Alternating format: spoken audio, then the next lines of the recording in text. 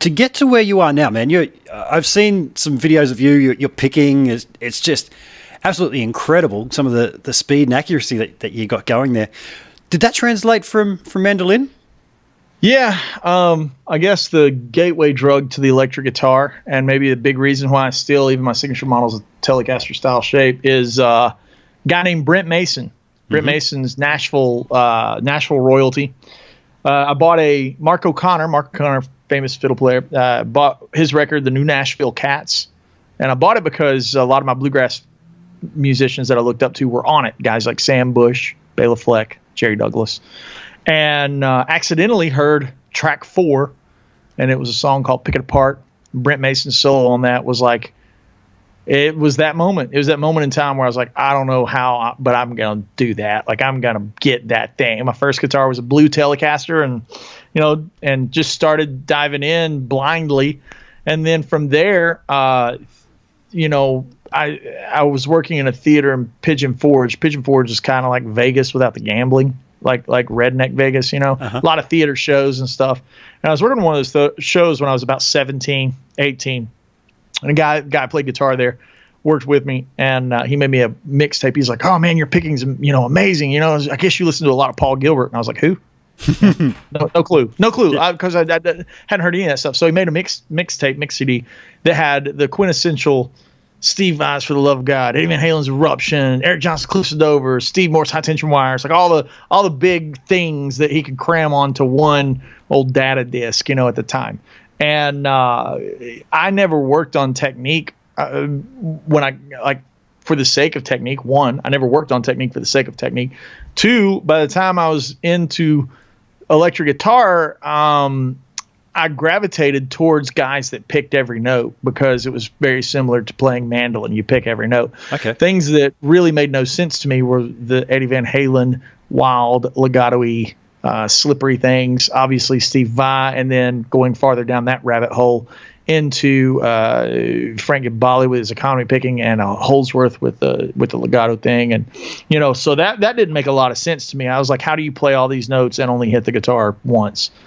Then I discovered what happens when you plug the guitar into an amplifier and you turn it up really loud, and how easy it becomes to tip tap around that thing. So my picking technique was it's something I always work on, not because I'm trying to get better technique, but it's like I play a lot of Martins, and I play, when I string up my guitars for acoustic, I play dreadnoughts with 13s on them. I play mandolin a lot, so it's like I'm not trying to get better technique for the sake of getting better technique. I just want my notes to be clear when I play in an acoustic environment, and the sessions that I do are it was like I do a lot of acoustic work on sessions, so I'm always trying to just have less finger noise, it's like more. And I think as a byproduct of that, you end up developing strong sensibility with cross picking and string crossing, and the things that lend themselves to impressing your peers at NAMM. Okay, yeah, at NAMM, yeah.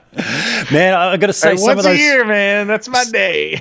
Some of those guitar shows. I went to the Melbourne Guitar Show here last year, and there's some scary fast guys out there, but after a while it just became a bit much, and you just want to hear somebody play something with substance, and I have to say this, man. I look forward to NAMM more than anybody because I have so many international friends, fellow Australians down there, James Evanier, and guys in Germany and Europe. I have friends, Jack and Martin and Tom and all those guys in Europe. So getting to see all those guys. I have a group of guys from Spain that are a riot. Tony Martinez and his crew. They're great. So I agree that sometimes the guitar conventions or trade shows, they can be like Guitar Center but bigger, or Hell but smaller. They can be like that. They can be that time of the year where everybody can get together and hang out. But you're right, man. A lot of times, and I think today, it's based on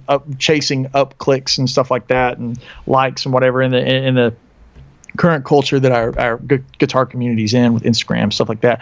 People are chasing a lot of technique, a lot of facility. I think some guys are actually fudging the technique in the facility with some clever edits and edit work, which is cool, man. If that's what you want to do, cool. It's not where my efforts lie, but I think with with where we're at, technique gets so much at the forefront, and sometimes it's easy to lose your way. You know what I mean? And it's especially if you start developing great technique, you want to keep polishing it. Yeah. And it's easy to lose your way, and all of a sudden you've played for 5 years and you have no music out, you have no albums, you have no songs written. It's like you got to remember why you're trying to do it in the first place, to make some music. You know what I mean? Yeah, make something.